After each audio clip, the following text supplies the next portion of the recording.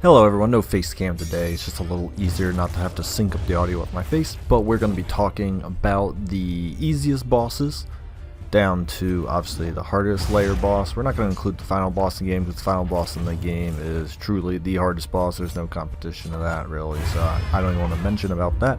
And that'll be another video talking about how the final boss interacts and all that. So without further ado, we'll talk about skills, HP, and timing.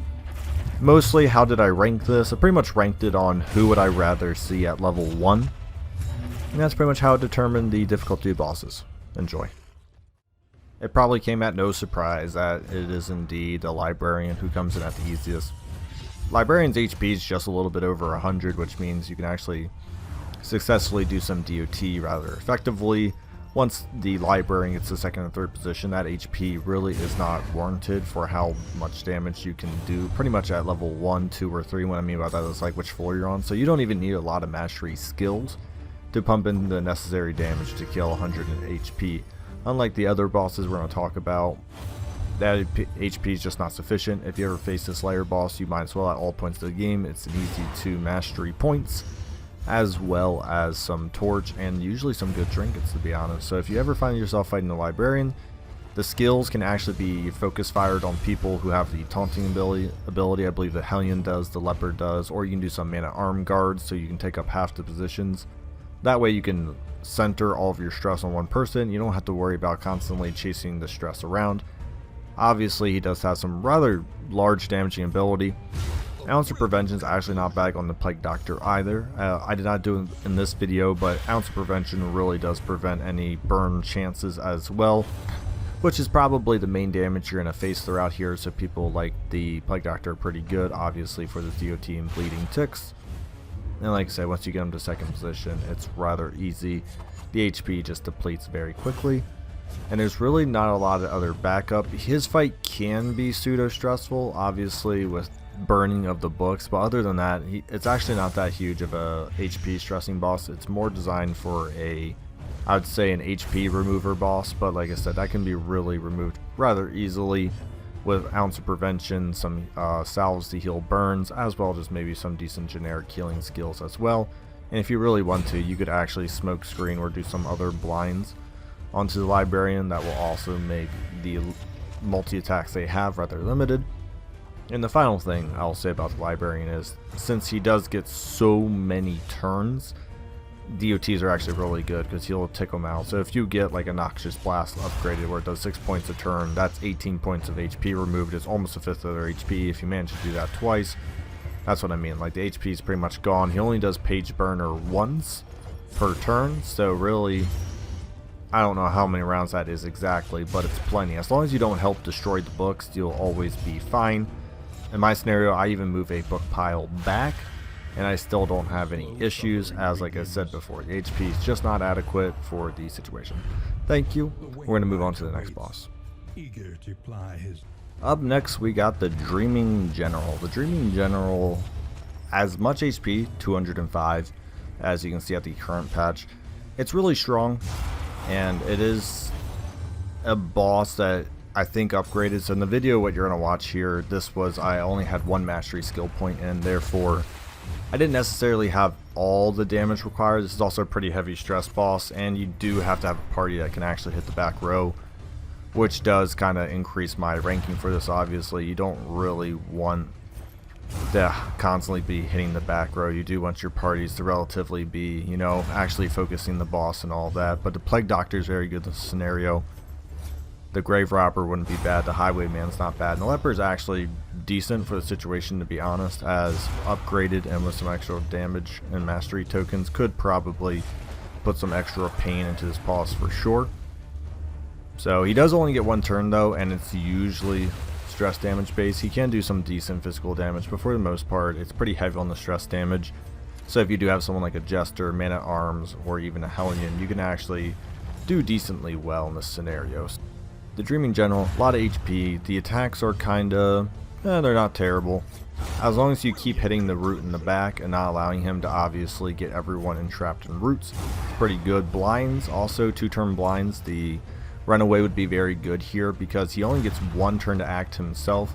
Therefore, if you wanted to blind him, have 1 damage dealer, then some people hit the roots and the Dreaming General, as you can see with Plague Grenades.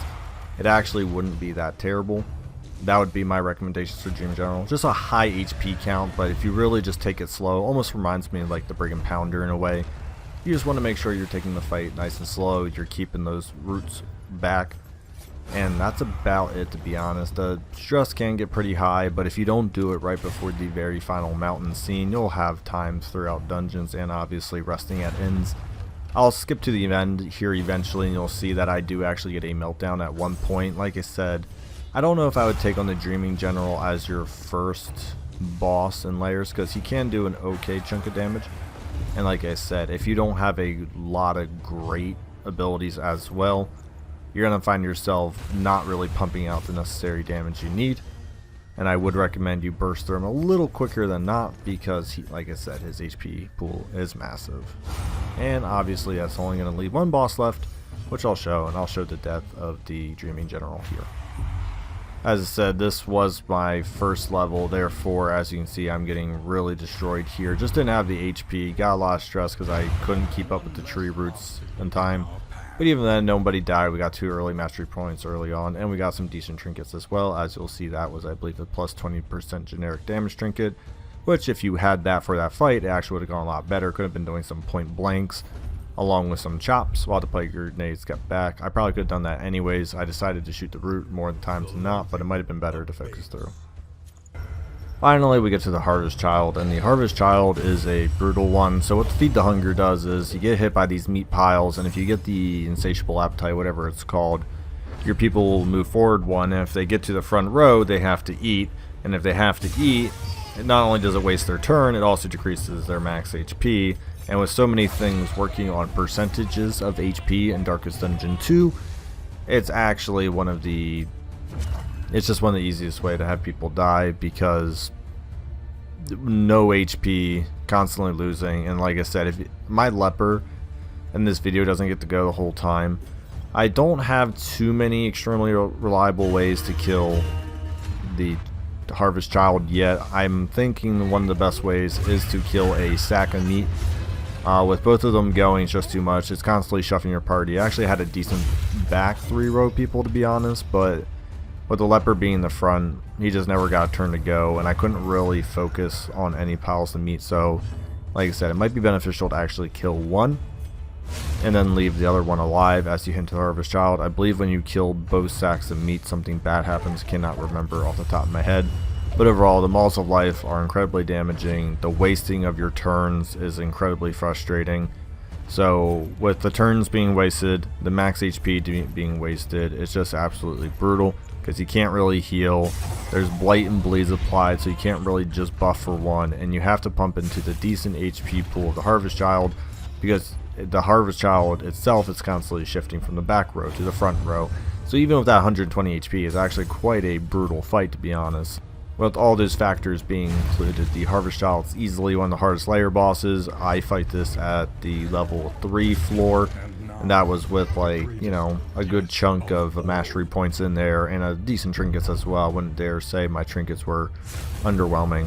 All that being said, I still struggle at this boss. I'll skip ahead a little bit, but I would highly recommend skipping this boss. I don't think it's worth it. If there's really like a trinket you want from the Harvest Child, you could go for it, but as I keep saying a million times, I think it is easily a boss you need to avoid, not should. You just need to avoid it. And honestly, I probably should have lost somebody here, but I did not. But I did do this part of my 3 Lair boss challenge video, but if I had to stop after Librarian and the Dreaming General, I would have. Because, as I said, the Harvest Child actually didn't ruin level 3 for me, but it certainly could have ruined a run for me, as I had a lot of people at really good items and trinkets and levels, and this boss almost ruined that. So all things considered, I would avoid this Lair boss currently. The sacks of meat have a lot of HP. They almost always double dip into your characters, and as you can see, I needed help from relationship in the end to actually kill this boss. Thank you. Let me know what you think. You want to add your own personal stories, or maybe you think I have them backwards. With only 3 Lair bosses right now, I believe I have them in the correct order, because the Librarian is a complete joke, and I think the Harvest Child is by far the most damage inducing and frustrating. The Dreaming General with an improper party comp can be brutal though. Thank you for watching.